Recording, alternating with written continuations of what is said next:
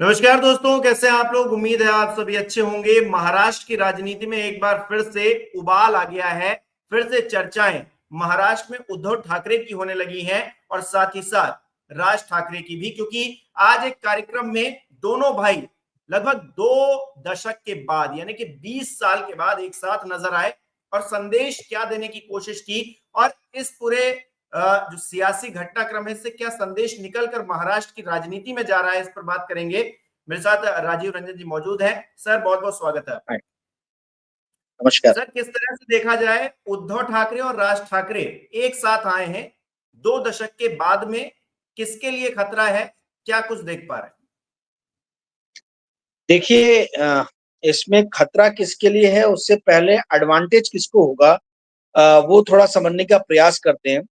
Of course ऐसा लोगों को लग रहा होगा कि शिवसेना और राज ठाकरे यानी उद्धव ठाकरे और राज ठाकरे के क्लोज आने से मनसे और शिवसेना के ये गुट स्ट्रांग बन के उभरे। परंतु मुझे मुंबई और कुछ हद तक नासिक, अगर ये दो जिले या और एक आधी पुणे टाइप कोई मिला ले, 2-3 जिले अगर छोड़ दें, थाना, पुणे, मुंबई, नासिक, मुंबई में पूर्णतः और इन डिस्ट्रिक्ट्स में थोड़े से अंश में तो ही इनका प्रभाव कुछ नजर आता है कि शायद स्ट्रांग हो, क्योंकि मनसे का प्रभाव इसके बाहर कहीं है। ओके, पर ये तो इससे ये सोचना कि राज्य मतलब स्टेट लेवल पे जो है बहुत बड़ा कुछ डायनेमिक्स, पॉलिटिकल डायनेमिक्स में चेंज आएगा, ऐसा मुझे लगता नहीं। न्यूसेंस वैल्यू जो है, न्यूसेंस वैल्यू जो राज ठाकरे की है वो उल्टा डैमेज पहुंचा सकती है इस गुट को, क्योंकि जिस तरीके से हम देश देख रहे हैं कि पिछले कुछ दिनों से भाषा को लेके, हिंदी भाषा को लेके जो है मनसे के लोगों ने उपद्रव मचा के रखा हुआ है मुंबई में और नासिक में और कुछ जो आसपास के जो डिस्ट्रिक्ट्स है, थाना और नवी मुंबई, इस टाइप के। तो वो उसका बड़ा ही नेगेटिव जो है वो कनोटेशन जो है बाकी स्टेट में जो है वो फैल रहा है। देखिए, मुंबई की आज की डेट में जो जनसंख्या है, आप समझ लीजिए वो कोई पूर्णतः मराठी बहुल्य सिटी नहीं रह गया।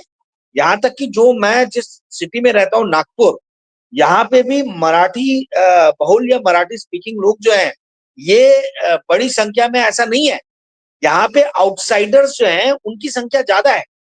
तो ये कुछ स्पेसिफिक पॉकेट्स हैं जहां पे बहुत घनी डेंसिटी है महाराष्ट्रियंस की, परंतु ईस्ट नागपुर ले ले, वेस्ट नागपुर ले ले, सेंट्रल नागपुर ले ले, ये कुछ एरियाज है जहां पे हिंदी साइडर, छत्तीसगढ़ के लोग, बाहर के लोग, सेंट्रल गवर्नमेंट के एम्प्लॉय जो रिटायर हुए भारी संख्या में। तो आप जो जिस तरीके से पॉपुलेशन जो डेमोग्राफी है उसका जो डायनेमिक्स चेंज हुआ है महाराष्ट्र में पिछले 20-15-20 साल में, उसको ध्यान में रखने की जरूरत है उद्धव ठाकरे जी को। नहीं तो ये जो इनका एसोसिएशन हो रहा है ये इनके लिए घातक भी हो सकता है और इस एंगल से कोई सोच नहीं रहा है। अभी जो सिर्फ दिमाग में उद्धव ठाकरे जी के घूम रहा है, शिवसेना उद्धव ठाकरे के, वो ये है कि हम कैसे जो है ब्रैंड मुंबई म्युनिसिपल कॉर्पोरेशन के इलेक्शन को जीते।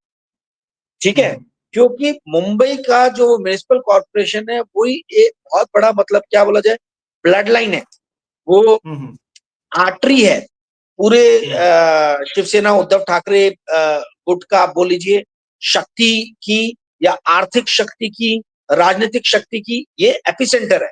तो उसको जीतने के लिए इनको लग रहा है कि हम गैर मराठी वर्सेस मराठी कर दे तो शायद हमको एडवांटेज मिलेगा। इसकी मतलब ये सोच जो है मेरे ख्याल से ये बड़ी घातक सोच है।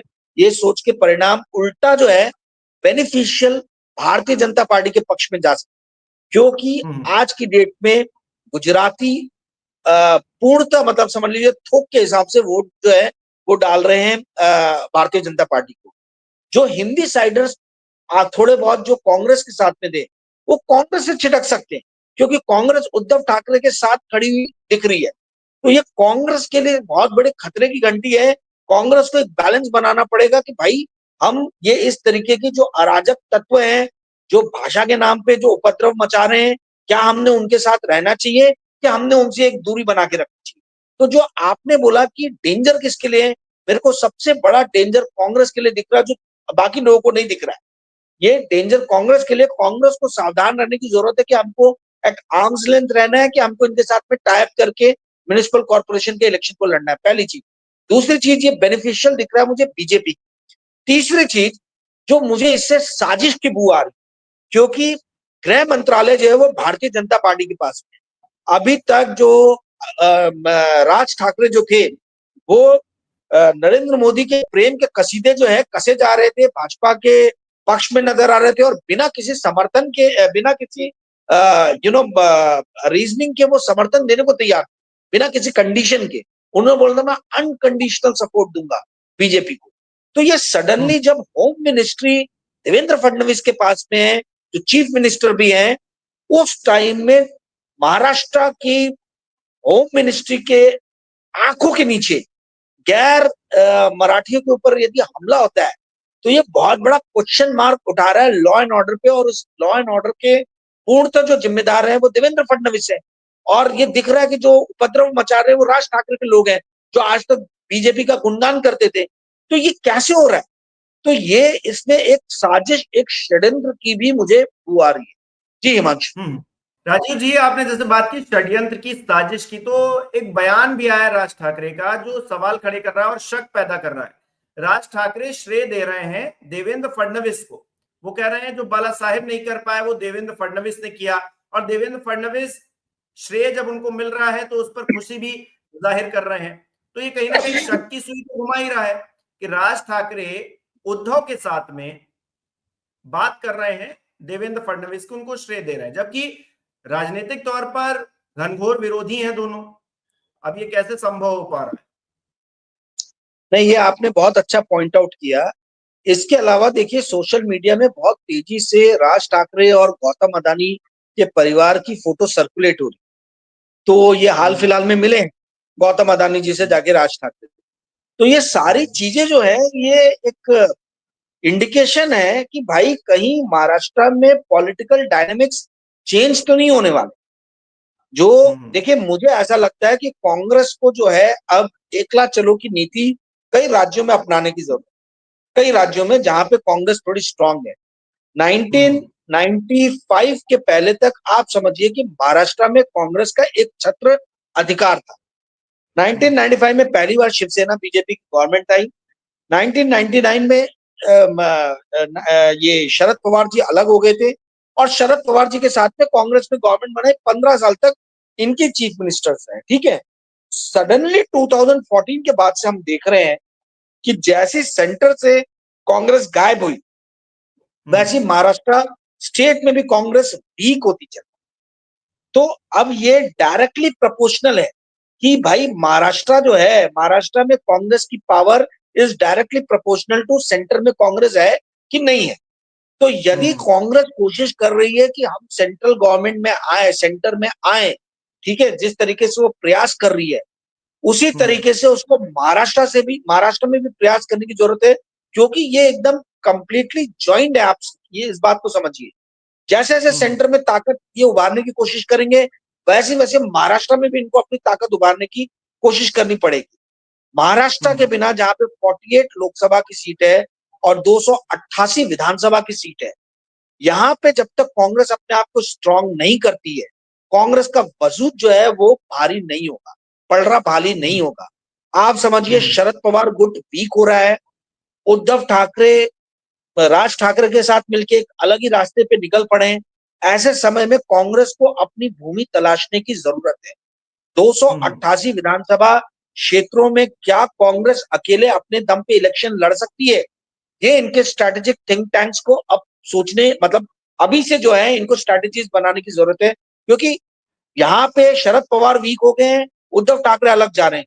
288 विधानसभाओं पे यदि लड़ने का प्रयास करती है कांग्रेस, तो आप समझिए कि बहुत सारे नए लोग भी कांग्रेस के साथ जुड़ेंगे, क्योंकि उनको ऐसा लगेगा कि उनको चांस मिल सकता है, उनके जो पॉलिटिकल एस्पिरेशंस है वो फुलफिल हो सकते हैं। तो मुझे लगता है कि ये एक तरीके से जो हो रहा है ये ठीक ही हो रहा है कांग्रेस के फिर से उदय के लिए। यदि कांग्रेस ने इस पे ठीक से सोचा तो, ठीक से काम किया। जहां तक आपने देवेंद्र फडणवीस से जोड़ के बात किया, देखिए देवेंद्र फडणवीस जी जो हैं, इनको मैं आज से नहीं, आज 22-23 साल से जानता, बहुत अच्छे से जानता। ये जो है, मतलब ये सामने जितनी राजनीति नहीं करते हैं, ये उससे दुगना आप समझ लीजिए राजनीति पीछे करते।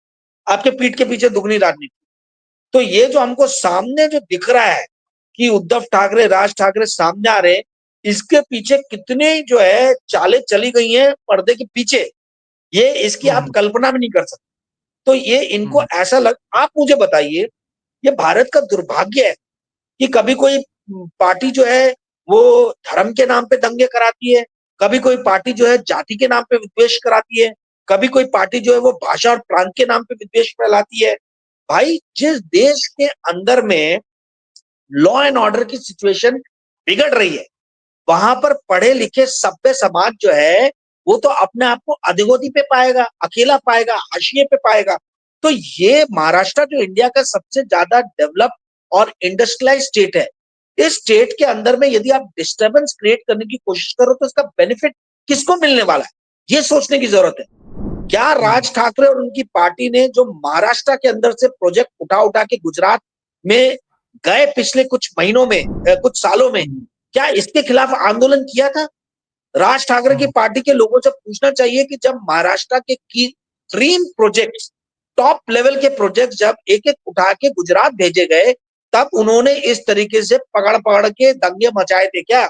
लोगों से क्वेश्चन मार्क किया था क्या? ब्यूरोक्रेट से पूछा था क्या? ब्यूरोक्रेट्स को घेरा था क्या? पॉलिटिशियंस को बीजेपी के घेरा था क्या कि ऐसा क्यों हो रहा है? तब तो आप प्रेम की पिंगे जो है वो बनाए जा रहे थे, तब तो आप प्रेम के कसीदे कसे जा रहे थे नरेंद्र मोदी के बारे में। तो जब आपके स्टेट से प्रोजेक्ट्स जा रहे हैं, इंडस्ट्रियल प्रोजेक्ट जा रहे हैं, जो लाखों लोगों को रोजगार सृजित कर सकते हैं, लाखों लोगों के लिए, जो आपके स्टेट को और डेवलप बना सकते हैं, वहां पे तो आप मौनी बाबा बने हुए चुपचाप हो। और जो चीज मायने नहीं रखती है उस चीज के ऊपर में आप जो है लोगों को पकड़ पकड़ के हिंसात्मक कार्रवाई करो, ये तो ठीक नहीं है ना। 10 लोगों को पकड़, 10 लोग अगर एक आदमी को, निहत्थे आदमी को पकड़ के मारे, उसमें कौन सी वीरता है, कहाँ वो कौन सी बहादुरी है?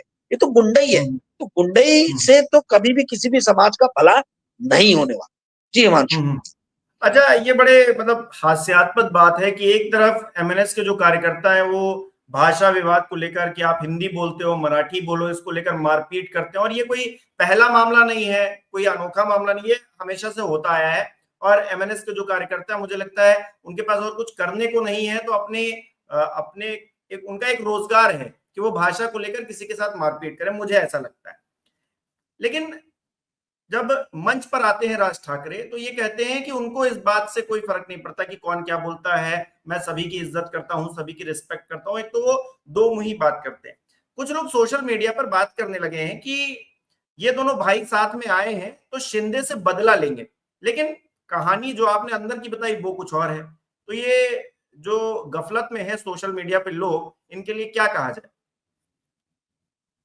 सोशल मीडिया पे या तो भाजपा के प्रोपेगेंडिस्ट हैं या ऐसे लोग हैं जो देवेंद्र फडणवीस को पहचानते नहीं है। मैं जानता हूं देवेंद्र फडणवीस, आज से नहीं 2 दशक ज्यादा समय हो गया उनको जानते समझते। तो जो उनको जितना जानता हूं उसके बेसिस पे ही मैं आपका एनालिसिस करके बता रहा हूं। इसके ऊपर में जो है, जो स्पॉटलाइट में आदमी नहीं है वो है देवेंद्र फडणवीस। होम मिनिस्ट्री देवेंद्र फडणवीस के पास में। ये कैसे हो रहा है कि देवेंद्र फडणवीस की होम मिनिस्ट्री के अंडर में मन से जो अभी तक भाजपा के समर्थन में दिखती थी, वो सडनली उठ उठ के जो है वो हिंदी साइडर्स के ऊपर में अटैक कर रही है। ये कैसे पॉसिबल है? अच्छा, ये गुजरातियों को पकड़ के नहीं वो कर रही है, ये यूपी और बिहार के लोगों को पकड़ के कर रही है। भाई, गुजरातियों को तो हमने देखा नहीं कुछ करते हुए। तो ये जो है ये साफ एक इशारा कर रहा है कि एक पर्टिकुलर स्टेट, चूंकि देवेंद्र फडणवीस को योगी के कंपटीशन में देखा जाता है नरेंद्र मोदी को रिप्लेसमेंट के लिए, तो इसके अंदर में कई सारे डायनामिक्स हैं, चेस के कई सारे पीसेस हैं जो लोगों को दिखाई नहीं दे रहे। इसलिए वो इस तरीके की शिंदे विंदे देखिए कहीं दूर दूर तक है नहीं इस पिक्चर में। शिंदे से क्या बदला लेंगे भाई? शिंदे के ऊपर नरेंद्र मोदी की गवर्नमेंट डिपेंडेंट है। उनके पास में 8 लोकसभा के ये हैं, मेंबर्स हैं। किसी भी दिन मान सात लोकसभा के में, हाँ 7 या 8 जो भी हैं लोकसभा के मेंबर्स हैं। तो ये कम संख्या तो होती नहीं है। नीतीश बाबू ने और तेलुगु देशम ने टाटा बाय बाय कर दिया, तो ये तीसरा सबसे बड़ा गठबंधन है उनका, 7 जो आप लोकसभा कैंडिडेट्स बता रहे हो। तो कहने का अर्थ ये है कि इसके अंदर में कई सारे आयाम है, बहुआयामी चीज है। ये सिंगल ये लीनियर इक्वेशन नहीं है। ये इसके अंदर में कई सारे अलग अलग इक्वेशंस हैं। मेन सवाल ये उठता है कि भाई जब महाराष्ट्र के प्रोजेक्ट्स उठा उठा के गुजरात भेजे जा रहे थे, तब क्यों नहीं राज ठाकरे ने उसका विरोध किया? राज ठाकरे जो है सांस्कृतिक बातें तो करते हैं, आर्थिक बातें कहाँ गई भाई? अर्थ के ऊपर तो बात ही नहीं कर रहा। देश जो है बेरोजगारी से जूझ रहा है और इंडस्ट्रीज जो है वो बेरोजगारी को दूर करती है। तो आज की डेट में देश का और महाराष्ट्र का जो सबसे बड़ा दुश्मन है वो है बेरोजगारी, नव युवकों में फैली हुई बेरोजगारी। और जब इंडस्ट्रीज दूर जा रही हैं जो बेरोजगारी को दूर कर सकती हैं, तब आपने एक शब्द नहीं बोला और आज आप फालतू की चीजों पे बातें कर रहे हो जिसका कोई अर्थ नहीं। अब मैं 1991 से महाराष्ट्र में हूँ, ठीक है? मैं मुझे तो चलो मराठी आती है, मैं मान लीजिए कोई और व्यक्ति है, उसको क्या जरूरत है अपना महाराष्ट्र के प्रति प्रेम दिखाने का? यदि वो 35 साल से उसी राज्य में है तो ये समझ में नहीं आ रहा। और एक आदमी जो मान लीजिए कल 60 साल के आदमी को धमका रहे थे लोग, ऐसा वीडियो है, 50 से 60 साल का होगा जो दिखा मुझे। तो इस उम्र में मराठी सीख के आदमी करेगा क्या? मेरे को ये नहीं समझ में आ रहा। भाई वो जो भी भाषा बोल ले रहा है बहुत अच्छी बात है। राजीव जी, है ना? मैंने एक रिपोर्ट की, मैंने उसमें सवाल यही पूछा कि ठीक है, आप कह रहे हैं कि मराठी बोलिए, प्रधानमंत्री नरेंद्र मोदी महाराष्ट्र जाते हैं तो उनसे क्या आप मराठी बुलवा पाते हैं? हालांकि वो मंच पे खड़े होकर कभी कभार मराठी बोल देते हैं। देवेंद्र फडणवीस जी हिंदी में बयान देते हैं, एक दो लाइन तो फिर क्या आप उनसे पूछते हैं? अरे मेरा तो हिमांशु जी ये कहना है कि बहुत सारे मराठी जो है वो चेन्नई में काम करते, तमिलनाडु में फ्रैंकलिन टेम्पल्टन का हेड ऑफिस है, कई सारी ऑटोमोबाइल कंपनी जो है वो चेन्नई बेस्ड है, बहुत सारे मराठी काम करते हैं। अब कल को तमिलनाडु के लोग पकड़ के मारने लगे मराठी लोगों को कि तुम तमिलियन भाषा नहीं बोलते हो, तो क्या ये अच्छा लगेगा? गुड़गांव में बहुत सारे मराठी लोग रहते हैं, कल को हरियाणवी जाट लोग पकड़ के पीटने लगे मराठी लोगों की, तुमको हरियाणवी नहीं आती है, तो क्या ये अच्छा लगेगा? ये तो आप देश को जो है भाषा के नाम पे डिवाइड करने की कोशिश कर रहे हो। चाइना कहाँ जा रहा है? चाइना आर्टिफिशियल इंटेलिजेंस, अमेरिका, ये सब आर्टिफिशियल इंटेलिजेंस पे बात कर रहे हैं, किस किस लेवल पे सोच रहे हैं। और हम जो है अभी भी वही भाषा और प्रांत और जाति और धर्म में अटके हुए हैं। मुझे तो कभी कभी ताज्जुब होता है कि इस देश के जो पॉलिसी मेकर्स हैं और जो पॉलिटिशियंस हैं, क्या ये पॉलिटिशियंस रहने लायक भी हैं कि नहीं है? इनको देश की जो है इनको पता ही नहीं है कि देश की आधारभूत आवश्यकताएं क्या है। देश की आधारभूत आवश्यकता क्या इस वक्त में? लैंग्वेज, भाषा, जाति, धर्म, इसके ऊपर में लड़ने के लिए, देश को विभाजित करने के लिए है कि इस वक्त में हमको ये देखना है कि हम कैसे पॉलिसीज और स्ट्रैटेजीज बनाए चाइना और अमेरिका से compete करने के लिए? I mean they have lost their mind. इनको समझ में नहीं आ रहा कि कौन सी चीजें जो है वो प्राथमिक आवश्यकताएं वाली चीजें हैं। और यही जो है ये सबसे बड़ा जो है मेरे को लगता है कि रिस्क है आने वाले टाइम, है ना? यही भारत के, इंडिया के डेवलपमेंट में सबसे बड़ा रिस्क है कि यहाँ के जो पॉलिसी मेकर्स और पॉलिटिशियंस हैं, इनको प्रायोरिटीज ही नहीं मालूम, इनको पता ही नहीं है कि देश के लोगों को क्या चाहिए। तो ये विभाजन विघटन की राजनीति करना बंद करें एंड थिंक अबाउट इट कि इंटरनेशनल लेवल पे हम कैसे compete कर सकते हैं। जी मांझी। राजीव जी, राजनीति की बात हो रही है, उद्धव ठाकरे की बात हो रही है, तो क्या आपको लग रहा है कि उद्धव ठाकरे अब शिफ्ट कर रहे हैं, कि भारतीय जनता पार्टी की तरफ तो नहीं जा रहे हैं और इसके लिए एक ब्रिज की तरह काम कर रहे हैं राज ठाकरे? क्योंकि राज ठाकरे, जैसा कि आपने पहले बताया ही, पहले तो गुणगान गा रहे थे भारतीय जनता पार्टी का, देवेंद्र फडणवीस का, प्रधानमंत्री मोदी का, अब अचानक से अपने भाई के खेमे में आ गए हैं जो कि धुर विरोधी है। तो क्या लेने के लिए आए हैं भारतीय जनता पार्टी की साइड, उनको खेमा बदलवाने के लिए? हिमांशु जी, आपका जो अंदाजा जो है, जो अंदेशा है, यही अंदेशा मेरा भी है कि राज ठाकरे जो है आने वाले वक्त में एक ब्रिज के रूप में काम कर सकते हैं भारतीय जनता पार्टी और उद्धव ठाकरे के बीच। क्योंकि अभी तक जो है ये राज ठाकरे बहुत ही क्लोजली काम कर रहे थे बीजेपी के साथ में, और सडनली उनका जो ये मूव हुआ है उद्धव ठाकरे के साथ में, ये कुछ ऐसा लग नहीं रहा है कि भाई इनकी कोई बहुत ज्यादा मतलब समझ लीजिए कि मजबूरी रही हो। क्योंकि राज ठाकरे जो है ऑलरेडी अपना मास बेस तो खो ही चुके। उनका अपना बेटा इलेक्शन में तीसरे नंबर पे रहा। राज ठाकरे का बेटा इलेक्शन लड़ा था 2024 में और वो तीसरे नंबर पे रहा। तो इससे आप समझ लीजिए वो भी उस जगह से जहां पे मतलब हब माना जाता है, जो शिवाजी पार्क का जो एरिया है, उस एरिया से इलेक्शन लड़ने पे भी बुरी तरीके से जो है उनकी हार। तो राज ठाकरे का तो ग्राफ वैसे ही पूरी तरीके से अवसान पे था, गिर गया था। तो इस पूरी स्ट्रैटेजी में यदि किसी को जो मुझे दिख रहा है कि जिसका विजन शिफ्ट हो रहा है, वो है उद्धव ठाकरे का, जो अभी तक सेक्युलर फोर्सेस के साथ में दिख रहे थे।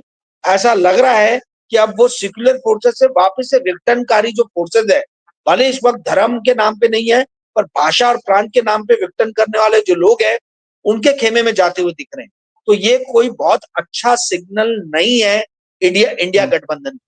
जी हिमांशु। अच्छा, राजीव जी, हम दो चीजों का कंपैरिजन करें, एक उत्तर प्रदेश का और एक महाराष्ट्र का, दोनों की राजनीति बड़ी टिपिकल है।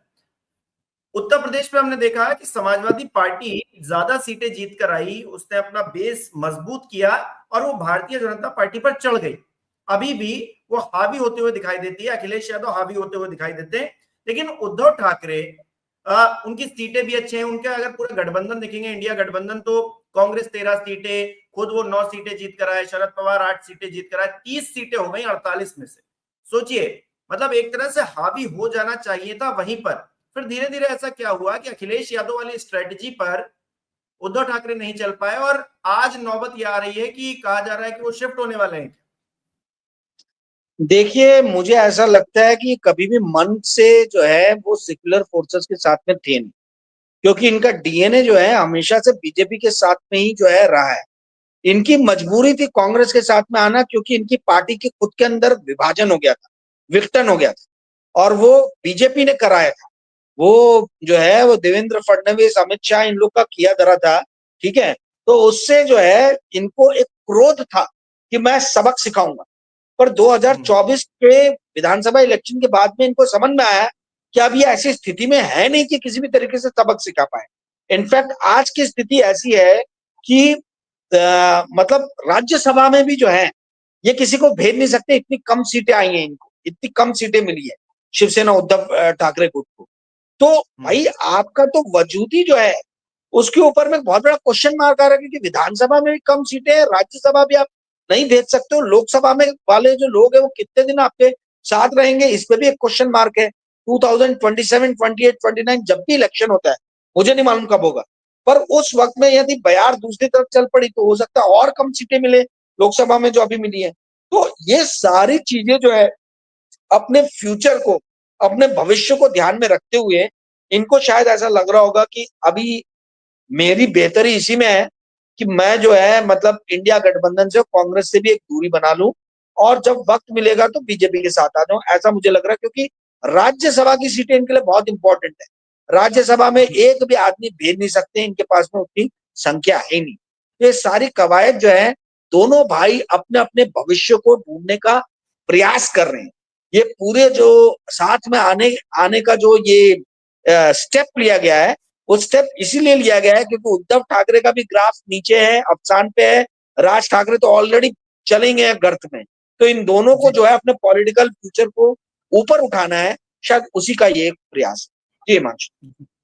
चलिए राजीव जी, देखते हैं आगे क्या परिस्थितियां बनती है महाराष्ट्र के अंदर। लेकिन दो भाई साथ में आए हैं तो क्या होने वाला है, क्योंकि कुछ ना कुछ तो होगा। अब वो पॉजिटिव होगा या फिर नेगेटिव होगा, ये आने वाले वक्त में पता चलेगा। हमारे दर्शक किस तरह से इस पूरे मतलब भाई भाई की जोड़ी को, ठाकरे बंधु को कैसे देख रहे हैं एक साथ, हमें कमेंट करके जरूर बताएं। बहुत बहुत धन्यवाद।